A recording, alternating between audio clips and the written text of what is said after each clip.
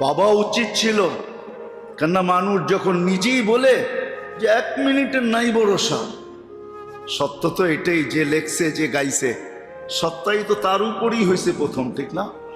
কি বলেন?